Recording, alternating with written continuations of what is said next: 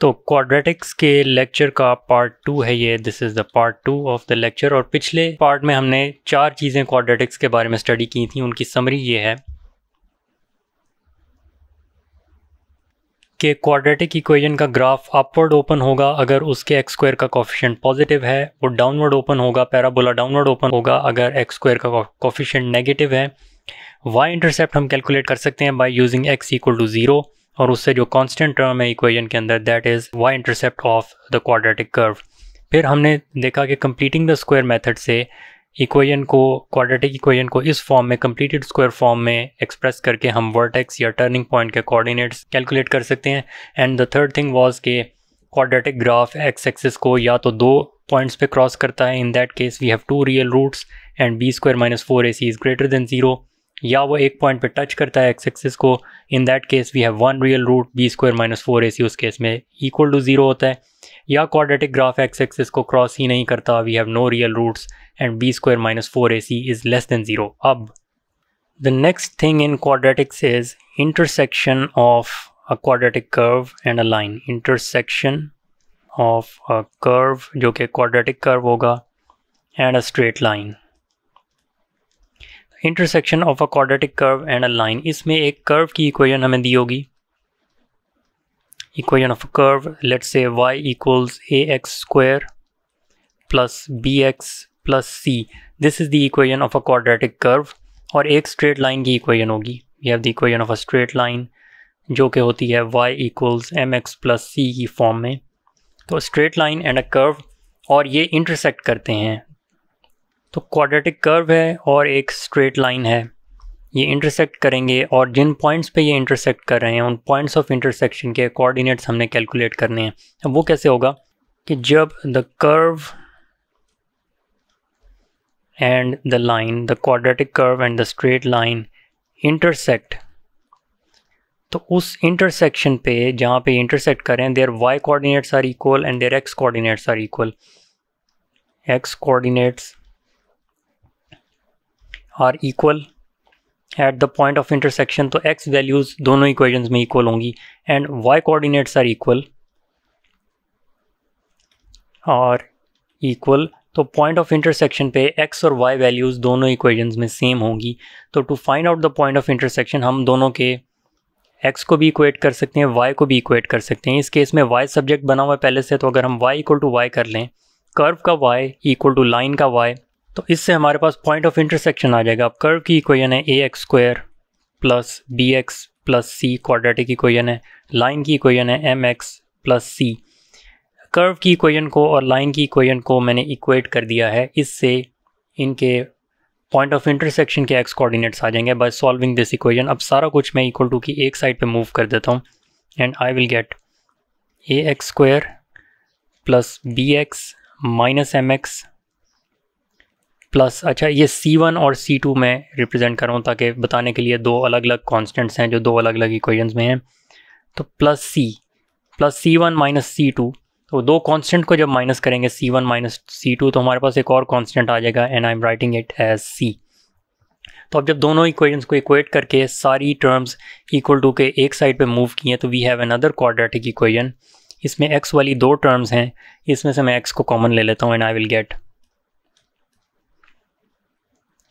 ax square plus b minus m times x को common ले लिया प्लस c इक्वल टू 0। तो equation of the curve जो कि क्वाड्रेटिक इक्वेशन थी और इक्वेशन ऑफ द लाइन जो कि स्ट्रेट लाइन की इक्वेशन थी, इन दोनों को इक्वेट किया हमने to find the point of intersection और इस इक्वेट करने से हमारे पास एक और क्वाड्रेटिक इक्वेशन आ गई।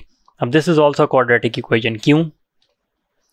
क्योंकि इसमें x स्क्वायर वाली टर्म है, इसमें एक x वाली टर्म है और इसमें एक कांस्टेंट टर्म c है। ax square plus bx plus c की फॉर्म में हमारे पास एक और क्वाड्रेटिक इक्वेशन है। अब इस क्वाड्रेटिक इक्वेशन को अगर हम सॉल्व करेंगे तो जो x की वैल्यूज़ आएंगी वो x कोऑर्डिनेट्स होंगे पॉइंट ऑफ इंटरसेक्शन के, इस स्ट्रेट लाइन और इस क्वाड्रेटिक कर्व की इंटरसेक्शन पॉइंट्स के कोऑर्डिनेट्स होंगे। अब सपोज 2 इक्वेशन हैं हमारे पास। एक इक्वेशन है क्वाड्रेटिक कर्व की y equals to x square minus 6x plus 5, this is a quadratic curve, और एक स्ट्रेट लाइन की इक्वेशन है y equals to x plus 3। अब हमने फाइंड आउट करना है कि ये स्ट्रेट लाइन कर्व को जिन पॉइंट्स पे इंटरसेक्ट कर रही है उसके कोऑर्डिनेट्स क्या हैं, तो we will equate the equation of the curve x square minus 6x plus 5 to the equation of the line 2x plus 3, और अब इक्वल टू के एक साइड पे सब कुछ मूव कर देंगे हम, and will get x square minus 6x minus 2x plus 5 minus 3 equals 0, x square minus 8x plus 2 equal to 0। तो अब जब इक्वेट किया इक्वेशन ऑफ कर्व को और इक्वेशन ऑफ स्ट्रेट लाइन को, तो we get another quadratic equation. अब इस क्वाड्रेटिक इक्वेशन को सॉल्व करने से we will get the points of intersection of the line and the curve. अब इसमें भी हमारे पास 3 डिफरेंट केसेस होंगे, intersection of a curve and a line. Case 1 ये होगा कि क्वाड्रेटिक कर्व को लाइन, स्ट्रेट लाइन जो है वो 2 डिस्टिंक्ट पॉइंट्स पे इंटरसेक्ट कर रही है। तो this is a quadratic curve और इस स्ट्रेट लाइन इसको इंटरसेक्ट कर रही है at 2 distinct points. That means the line intersects the curve at 2 distinct points, 2 अलग अलग पॉइंट्स पे लाइन इंटरसेक्ट कर रही है कर्व को। इस केस में क्या होगा, जब हम क्वाड्रेटिक कर्व की इक्वेशन और लाइन की इक्वेशन को इक्वेट करेंगे, इक्वल टू रखेंगे और सारा कुछ इक्वल टू के एक साइड पे मूव करके एक नई क्वाड्रेटिक इक्वेशन बनाएंगे, उस क्वाड्रेटिक इक्वेशन का b square minus 4ac the discriminant would be greater than 0। तो b square minus 4ac discriminant is greater than 0, इसका मतलब लाइन कर्व को 2 डिफरेंट पॉइंट पे इंटरसेक्ट कर रही है। अगला केस ये होगा कि क्वाड्रेटिक कर्व है और स्ट्रेट लाइन उस एक पॉइंट पे टेंजेंट बना रही है उस कर्व के साथ। तो the line is the tangent, the straight line is tangent to the curve, यानी कि लाइन मीट करती है कर्व को सिर्फ एक ही पॉइंट पे, तो इसमें ओनली 1 रियल रूट होगा। दैट मीन्स जब हम क्वाड्रेटिक कर्व की और लाइन की इक्वेशन को इक्वेट करके एक नई क्वाड्रेटिक इक्वेशन बनाएंगे, उस क्वाड्रेटिक इक्वेशन का b square minus 4ac will be equal to 0। और थर्ड केस ये होगा कि लाइन इंटरसेक्ट ही नहीं कर रही, कर्व को मीट भी नहीं कर रही, लाइन कर्व के कहीं परे से गुजर रही है। The line does not intersect the quadratic curve. Line does not intersect या does not meet the curve. और इस केस में हम लाइन की इक्वेशन और कर्व की इक्वेशन को इक्वेट करके जब नई क्वाड्रेटिक इक्वेशन बनाएंगे, उसका डिस्क्रिमिनेंट, उसका b square minus 4ac negative होगा, it will be less than 0। तो ये 3 केसेस हैं। अब इन तीनों केसेस के हम अलग अलग क्वेश्चंस बारी बारी देखते हैं।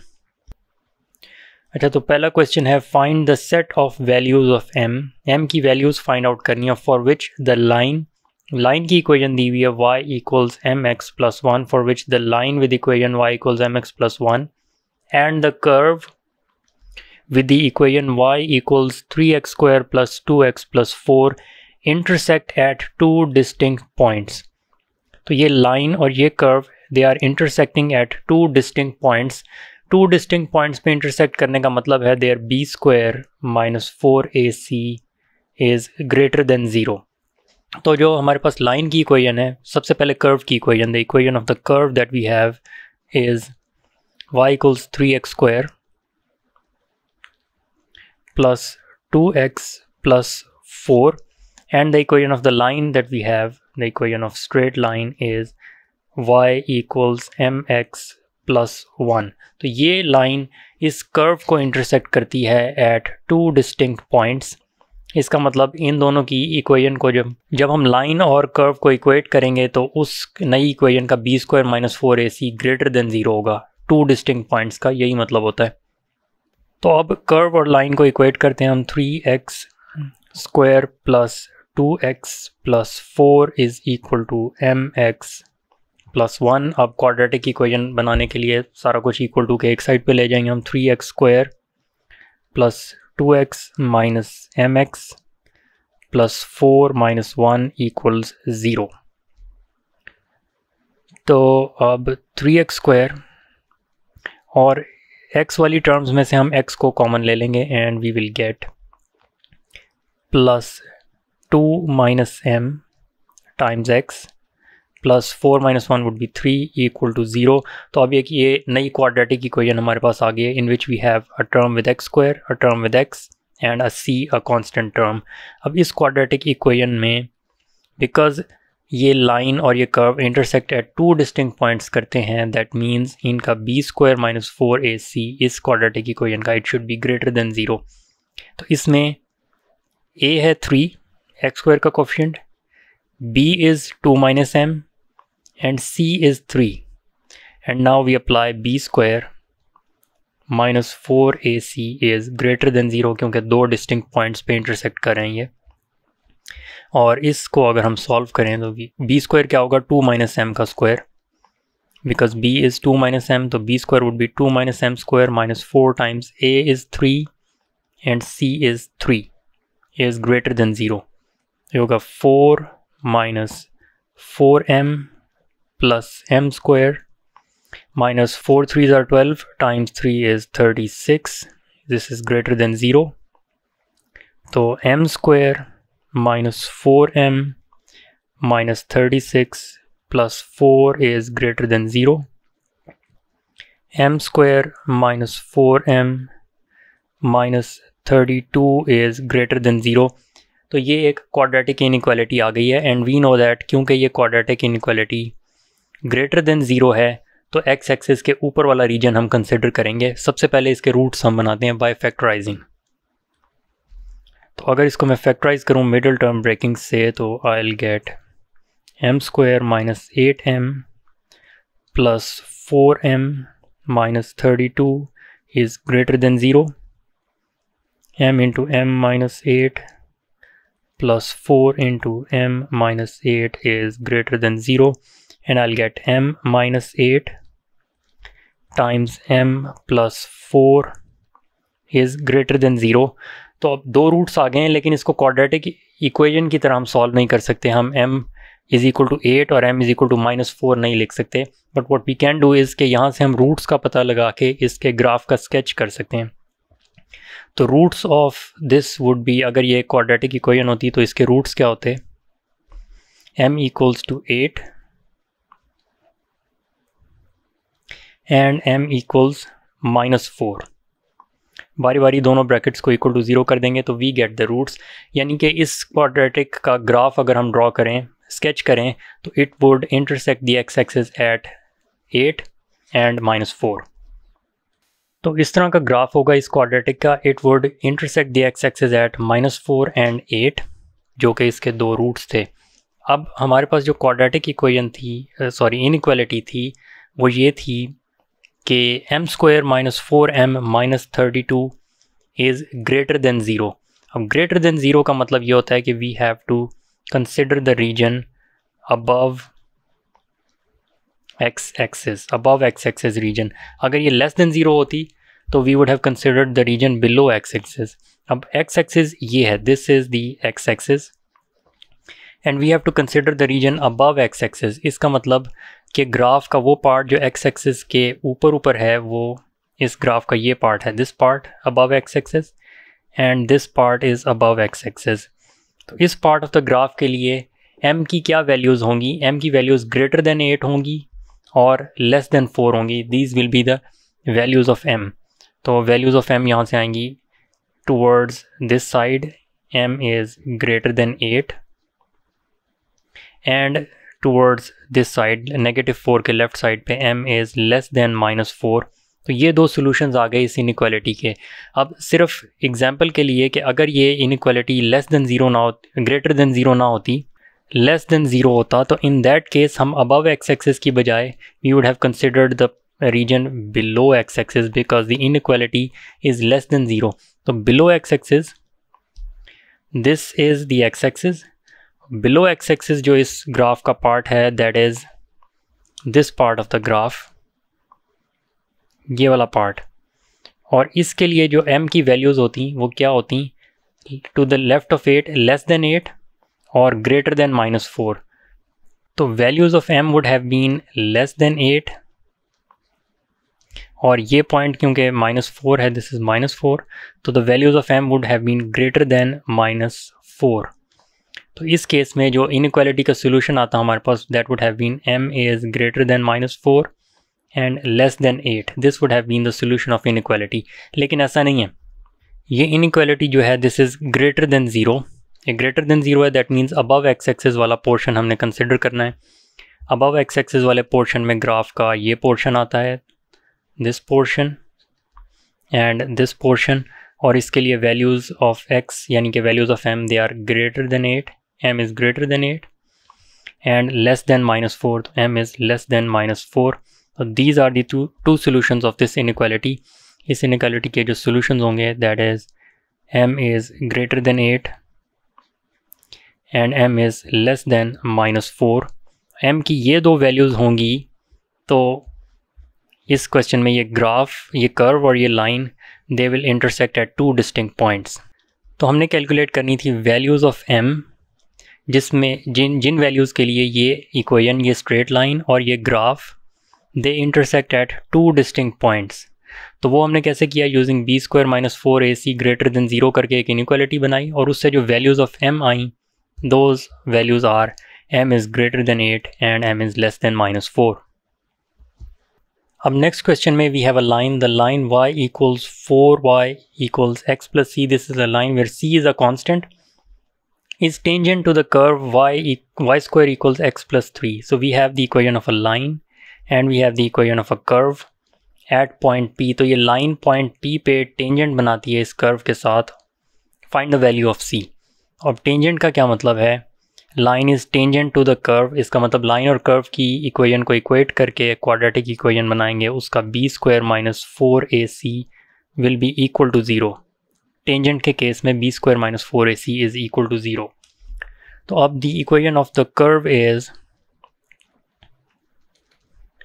y² equals x plus 3 and the equation of the line is 4y equals x plus c.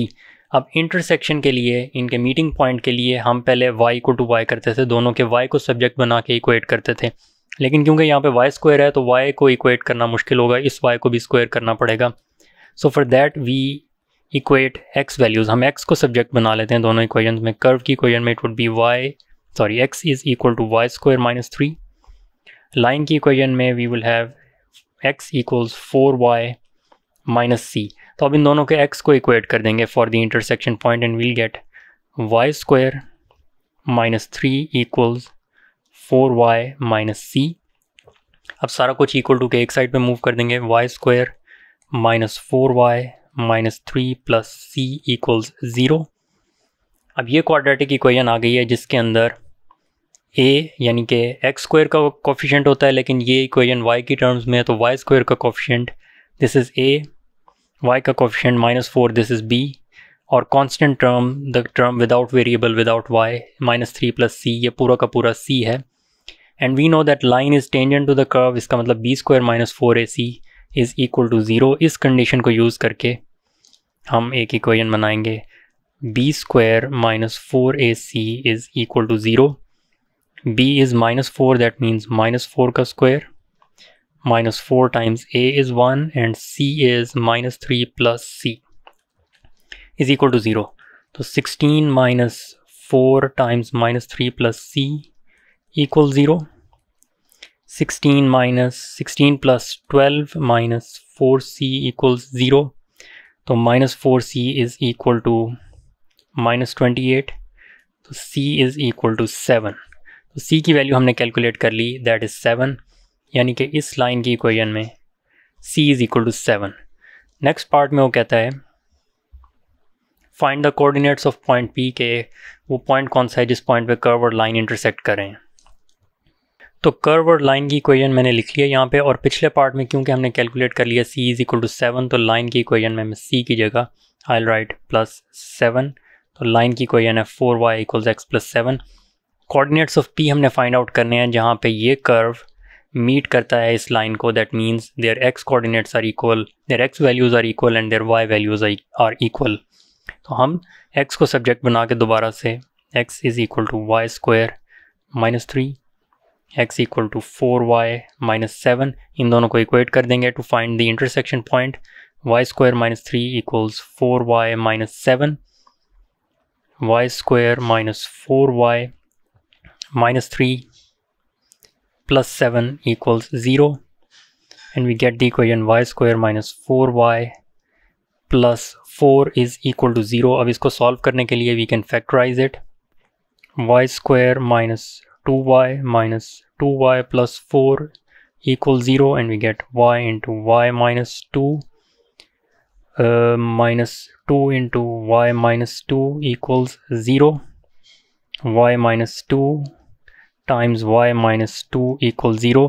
तो क्योंकि लाइन टेंजेंट थी टू द कर्व तो हमारे पास एक ही रूट आना था, क्योंकि टेंजेंट एक ही पॉइंट पे मीट करेगा कर्व को, and that point is y equals to 2, जो हमारे पास इस रूट से है. y माइनस 2 इक्वल टू 0 करने से we get y equals to 2. y coordinate पता चल गया पॉइंट P का. अब इस y इक्वल टू 2 को इस इक्वेशन में इनपुट करके we can get the value of the x coordinate of the same point. x will be equal to 4 times y is 2 minus 7, x equal to 8 minus 7, and x is equal to 1. x coordinate भी आ गया, तो coordinates of point P would be 1, 2, the coordinates of point P. Next question है, इसमें equation of a curve हमें दी हुई है. The equation of a curve is y equals half kx square minus 2kx plus 2. ये curve की equation है, quadratic curve की equation है. And the equation of a line is y equals kx plus p, where k and p are constants और k की value 0 से 1 के दरमियान है. और जो concerned part है इसका वो second part है.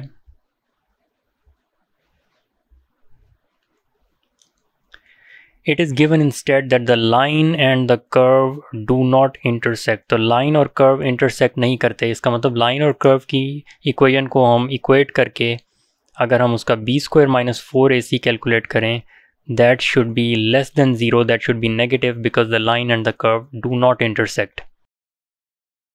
तो अब ये कर्व की इक्वेशन और लाइन की इक्वेशन मैंने इधर लिखती हुई कॉपी कर दी हुई है, और द क्वेश्चन हमें कहता है find the set of possible values of p. p की वैल्यूज़ हमने कैलकुलेट करनी है, और वो हम किस तरह कैलकुलेट करेंगे, using this condition b square minus 4ac को लेस देन 0 रखेंगे because the line and the curve do not intersect.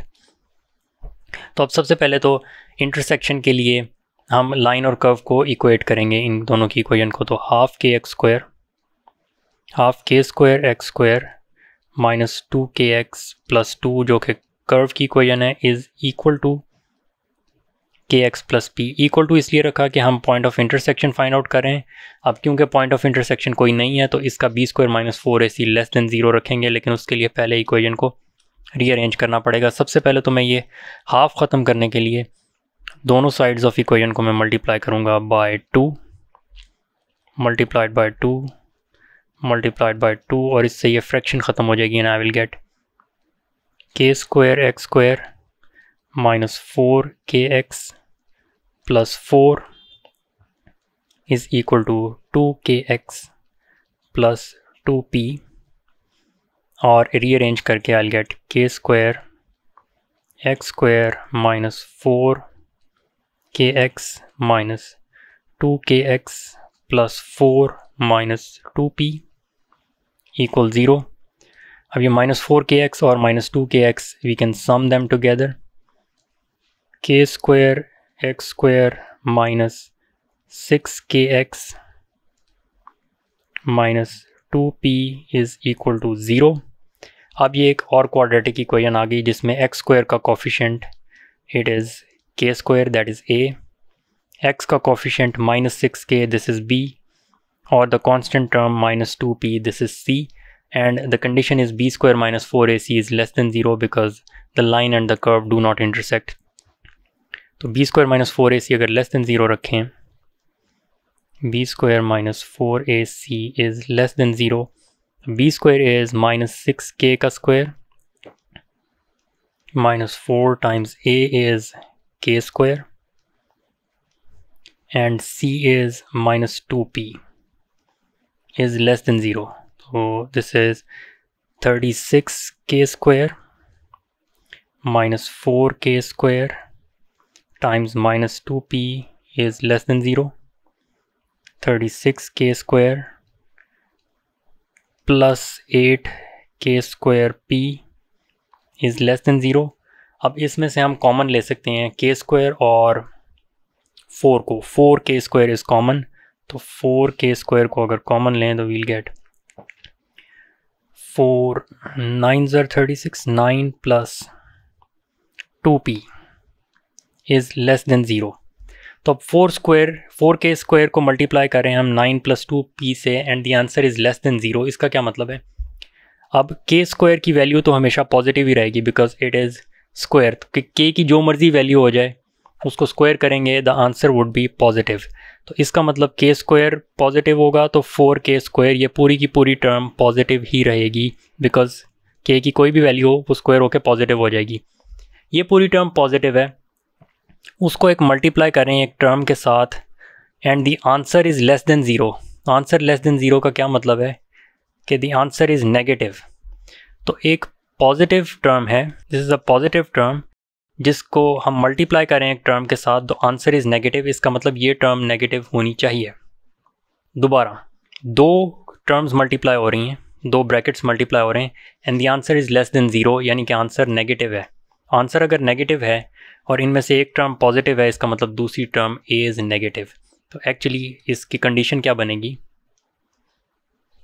क्योंकि 4k स्क्वायर पॉजिटिव ही रहेगा तो इसका मतलब ये ग्रेटर देन 0 ही होगा। That means 9 plus 2p negative है, दिस इज़ लेस देन 0। तो 9 plus 2p is less than 0 और यहाँ से 2p is less than -9 and we will get p is less than -9/2। अब आखिरी चीज़ जो क्वाड्रेटिक्स के चैप्टर में है that is quadratic in some function of x। quadratic in some function of x के डायरेक्टली क्वाड्रेटिक इक्वेशन उसको हम identify नहीं कर सकते देखने से, इसको डिसगाइज्ड क्वाड्रेटिक्स भी कहते हैं, डिसगाइज्ड क्वाड्रेटिक्स कह सकते हैं हम, और we can call it hidden quadratics. Simple term है हिडन क्वाड्रेटिक्स के देखने में नज़र नहीं आ रहा होता कि एक्स स्क्वायर वाली और एक्स वाली इक्वेशन है। एक क्वाड्रेटिक इक्वेशन अगर मैं यहाँ पे लिखूँ कोई एक एग्जांपल क्वाड्रेटिक इक्वेशन की, तो क्या होती है? It's something like 0 is equal to 5x square minus 6x plus 3। Quadratic equation इसको कहते हैं। इसमें x और x स्क्वायर वाली टर्म्स को अगर हम देखें तो इस टर्म में x की पावर है 1, x की पावर 1 है, इसलिए पावर 1 को हम लिखते नहीं हैं तो सिर्फ x लिख देते हैं। The power of x is 1। x square वाली टर्म में पावर ऑफ x इज़ 2, यानी कि इस पावर को अगर हम मल्टीप्लाई बाय 2 करें तो we get the power x square. अब इसी तरह अगर एक इक्वेशन है, suppose the equation is like this, 0 equals 3x power 4 plus 9x square minus 7। अब ये देखने में नहीं लग रहा ये क्वाड्रेटिक इक्वेशन है क्योंकि इसमें x पावर 4 है, लेकिन अगर हम देखें ये चीज़ यहाँ पे x की पावर है 2, इस टर्म में x की पावर है 2, इस पावर को अगर हम 2 से मल्टीप्लाई करें, मल्टीप्लाई बाय 2, तो वी गेट x की पावर 4 जो कि इस टर्म की पावर है। अब इसको क्वाड्रेटिक फॉर्म में हम ला सकते हैं किस तरह? बाय यूजिंग अ सब्स्टिट्यूशन, और उसमें हम कहते हैं let y is equal to x square. हम कह देते हैं एक्स स्क्वायर जो है y की इक्वल है, तो अब y स्क्वायर किसके इक्वल होगा? y square will be equal to obviously x square का भी square, that means y square will be equal to x power 4। तो अब ये दो सब्स्टिट्यूशन हम इस इक्वेशन में करेंगे तो ये क्वाड्रेटिक इक्वेशन बन जाएगी।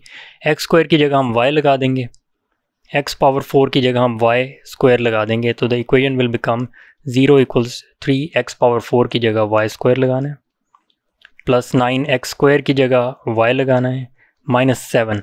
Now this is a quadratic equation in y। इसको हम सॉल्व करके y की वैल्यूज़ कैलकुलेट करेंगे, we'll calculate the values of y, और उसके बाद x की वैल्यूज़ कैसे आएंगी? वो दोबारा इस सब्स्टिट्यूशन को यूज़ करके, जो y की वैल्यूज़ हैं ये वाली substitution, y is equal to x square है, तो अब y की वैल्यूज़ हमारे पास आ गई हैं, तो x की वैल्यूज़ क्या होंगी? That would be under root y plus और माइनस, तो this would give us the values of x।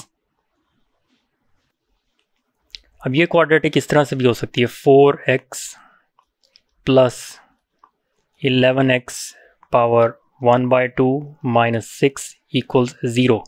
इसको कैसे सॉल्व करेंगे? यहाँ पे भी वही चीज़ है, यहाँ पे x की पावर 1/2 है, इस पावर को 1/2 को अगर 2 से मल्टीप्लाई करें तो वी गेट x पावर 1 जो कि ये पावर है। तो this is a quadratic equation.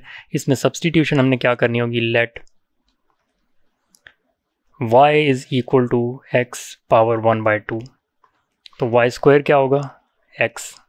तो अब ये दोनों सब्सटीट्यूशन इस इक्वेशन में करेंगे तो we will get 4y square plus 11y minus 6 equals 0। इस इक्वेशन को हम सॉल्व करेंगे, we'll get values of y, और using those values of y हम ये सब्सटीट्यूशन यूज़ करेंगे, y इक्वल्स x की पावर 1/2।